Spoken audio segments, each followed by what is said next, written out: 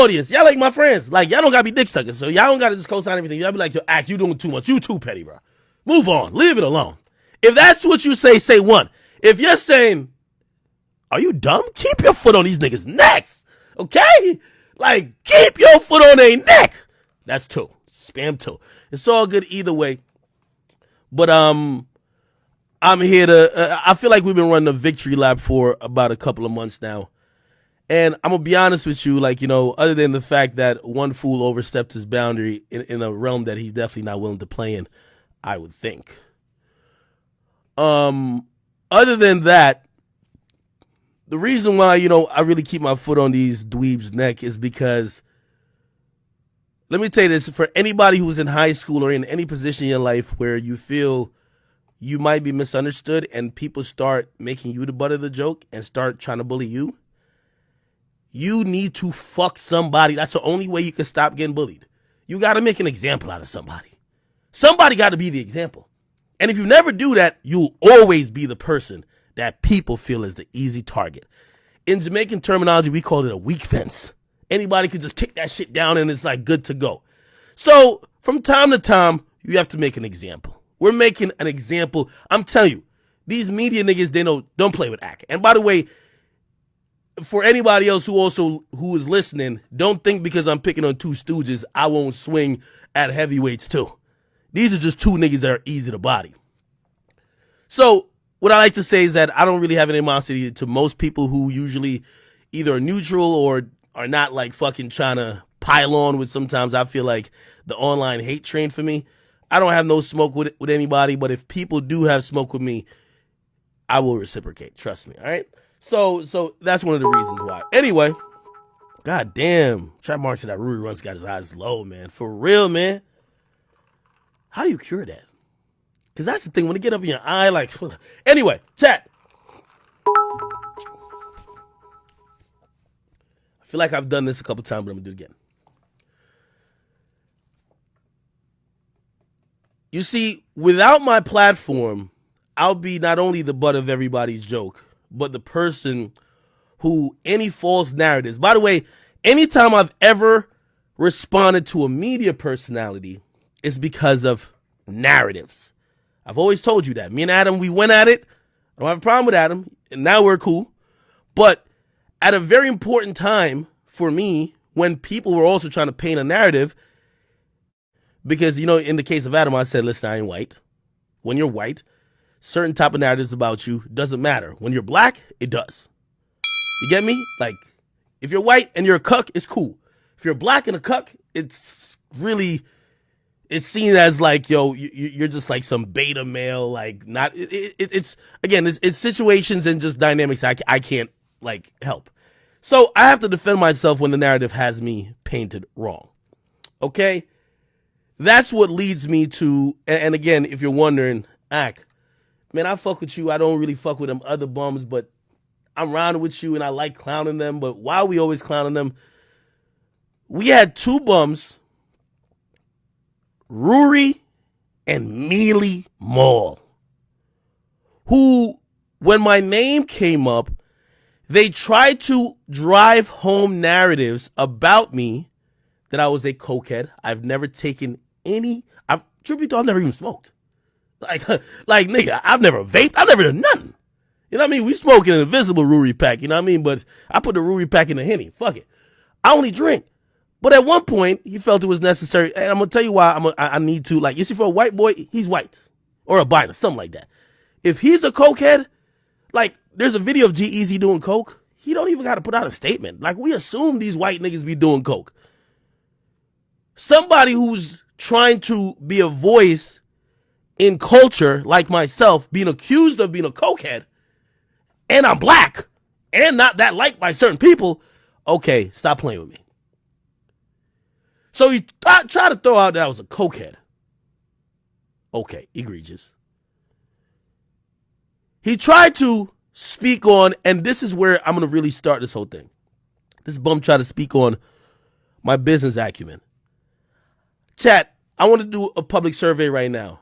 Is it clear to anybody with eyes, ears, and even quarter of a brain that Akademiks' business acumen is about 100 times anybody that they have been in vicinity with.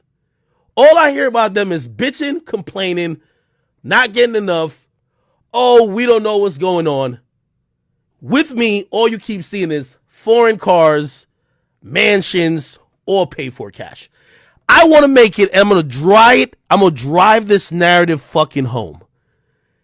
Okay? And by the way, for some people, this is me going into the next portion of my career. I'm not going to be seen like you niggas like some little nigga in a basement. I'm the boss that you niggas can never be. Because the confusions that y'all have, I've never had. So, I remember, and again, I've told the story already. They were critical that they pretty much called me an idiot that I didn't follow Joe Budden blindly to revolt. And I told y'all why. I said, a company doesn't need my services that much if they're hitting up Joe for me. Joe cannot never negotiate for me. I love Joe Budden. He got a whole different manager. I got people I pay that manage my situations. I got a whole different company that, like, I was rich when I met Joe. I wasn't a bum ass nigga, homeless, looking like Rory with holes in his t-shirt. I met the nigga at Joe's house. He was unemployed. Nigga was down to do anything. The nigga might have been down to shine my shoes. So when I seen him speaking on business acumen and me knowing what's really going on, it rubbed me the wrong way. And this is why actually ultimately I'm here. Anyway. I've been telling y'all, the reason why I don't like with those two bum ass niggas, they have never been in the position to talk like how they're talking. Remember, go back to Joe talking about Spotify, Joe talking about Complex. Them niggas were talking like they were bosses themselves. Yeah. Equity. We ain't gonna give Spotify this. Spotify don't even talk to y'all niggas. Spotify don't even care about you niggas. Spotify, like, their name is not even on a contract with Spotify. They only dealt with Joe. So quickly I knew what the dynamic was. They were workers. But of course they wanted to change around the narrative, this and third. I'm going to show you abundantly clear. And by the way, again, I'm first and foremost, I see some people say, oh, Ak is going to be tight their back. Was I not the one who said they're going to come back before the 1st because they have rent to pay? Did I not say that? Don't I get no credit? These are two bums. Milli Mo been sucking dick from since he was born. He was actually pre-cum. I don't know how he's walking. And then the other nigga come on, bro. Like I told you, they're going to get back before the 1st. Rent is due on the 1st. They're back. And I'm glad that they're actually back. Okay? Also, I think it's a humbling experience for them. And this is why I feel like the ultimate victory is right here. The ultimate victory is right here. Because they know the shit they were talking before is false. They look stupid. Now, the next time when conversations come up where they could be talking about business, they're probably going to be like, yo, if we say that, we're going to look like hypocrites. Everybody's seen what happened since. Everybody's seen what happened. They had to return. Anyway, they were upset that I called them workers. They were trying to say how they were part owners. Let's just group think on some public shit. If three of us own a business and we're all bosses, we're not allowing one nigga to just rename it and say it's his shit. It's the Joe Budden Podcast. So I'm watching these two, retards talk to Joe and be like, yo, who gave you the permission to tell me to go home? And I'm like, nigga, it's the Joe Budden Podcast. Let me say it again. It's the Joe Budden Podcast. Now, again, I'm not going to, I probably will spend some time on this because this is hilarious. I'm only here to shut them niggas up permanently when it comes to boss talk. Y'all niggas need to listen. I don't care. If you came from Twitter or some other place, you nigga, you probably don't like me. It's cool. But if you want to listen to a nigga talk about business, listen to Ak. Ak is doing everything them niggas is talking about. Them niggas is just losers. You get me? You can learn game from even a nigga you don't like. So I just want to get certain niggas who be talking certain shit, you got to remove them from the conversation because they really don't belong in there. So, and I won't get, actually I will. Actually I won't. They went back to work, but let me just prove my point once and for all. Chat, was I not the first person who said these niggas are workers? Y'all should not listen to them about Spotify and other things. Yes or no? Yes or no? Spam it in the comment section. I'm talking to y'all straight up. Yes or no? Now, let me prove my point, and you're hearing it from their mouths. By the way, how ironic they went back and had to publicly get shamed again. Joe was shitting on them niggas, bro. Shitting on them like, yo, I don't owe y'all shit. Like, the fuck is up with y'all? You gonna have a different type of conversation with your boss when your boss just replaced you and he found out he could do without you. Yeah, Joe don't owe y'all shit, nigga. Watch this. I'm gonna just prove all my points. All my points. I said they were workers. They were upset at that. A lot of fallout. Could we get the proof that they're workers? All right, cool. Remember, they're like, yo, we're like, we're equity partners, this, that, and the third. You tell me if this is. I'm going to play 2 clips. Listen to this, chat. By the way, salute to Joe, man. I think that nigga wanted to fight Joe because Joe, is cool with me. Nigga, if me and Joe link up, that's millions, nigga. You think Joe care about you that much, you dumbass nigga? Look how he talk to you. Joe about the bag. Let me tell y'all that, nigga. What you think Joe about be like, yo, fuck Akademiks? No, I don't say nothing about Joe. Bruh, this the bag, nigga. Are you stupid or are you dumb? That nigga replaced you and them niggas was like, yo, I can't believe you replaced us. Are you fucking stupid? Hold on, but let me get to my first point. I said they were workers. In case you didn't believe me, they're workers. Let me play 2 clips, okay? Let me play 2 clips. First of all, look at Jay-Z's pre-cum sitting right there. This nigga, he's the biggest just trash on this fucking show. No fucking talent. Nigga think he's the coolest. Never done anything. Never worked for anything. Listen to this nigga right here, right? So let's evaluate why these bum-ass niggas, quote-unquote, left the show, right? Listen to this shit. How you feeling? Listen to this. Cool. I feel cool, man. It's nice to see you guys again. It's nice to have you back. Yeah, I wish I had this whole fucking salacious story of we're back and this is what happened and this is what was said and I was fucking some friends working through some shit. Some lines were blurred between friendship, respect, business. Hold up, let me stop this. Podcast. Yo, I hate when this bum ass nigga says that, man.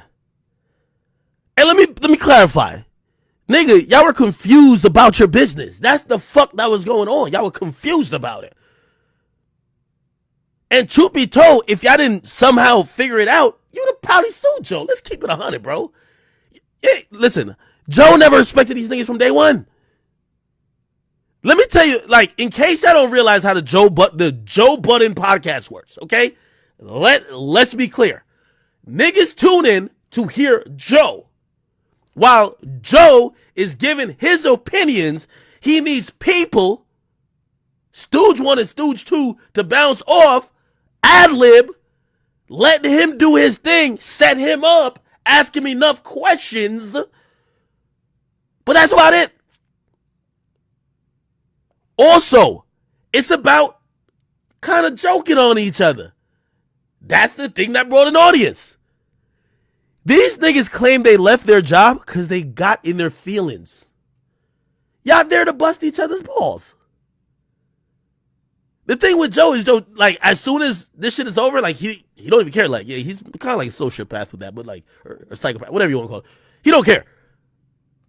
But that's the job you signed up for. He's going to joke on you. You're going to joke on him. Whatever. And at the end, y'all just move on. This fucking albino dweeb start looking like a school shooter, just looking like he about to pick up an AR-15. yes, you're going to get sent home. Also, I could imagine the conflict when Joe is talking about everything going on in his life, not because your ass getting roasted by me and you pussy too pussy to respond, and your chick beat your ass, and your side chick spilling the beans. Whatever the case is, you got to understand that's the show. He gonna joke on you. That's how it goes. It was working. So he gets in his feelings, and basically that's where they're at. Like, they're in their feelings. They want to work. And also, what happened is, this is truthfully, bro. Actually, no, let me not say truthfully, because this is really just my assessment of it. Bro, you could tell.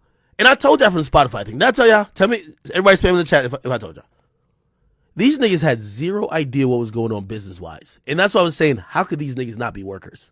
Let me tell you this right now. And by the way, Joe's going to bring up Spotify. Joe will attest to this. The biggest thing that that Complex ever did wrong is make information available to people who are just workers. This is how the game is played in corporate America. I hire you for $10, but I make 1,000 off of you. Now, if you find out I make 1,000 off you, first of all, maybe you never had $10 like a day or whatever the case is. That's great. Till the day you find out I make 1,000 off you. If every rapper found out what a record label truly made off of them, every rapper would be upset. Remember that. The game of corporate is that you never let the worker know how much you're making from them. I could tell you, Complex, nigga, the day Joe Budden found out how much Spotify paid Complex, the show was over. I kid you not. Facts. It was never the same. Joe was kicking down doors going like, yo, hey, I'm not doing this shit. If we're getting this, y'all get, no way. Fuck no. Nope. Hey, contract, nope. Hey, nope. But that's every business. That's every business.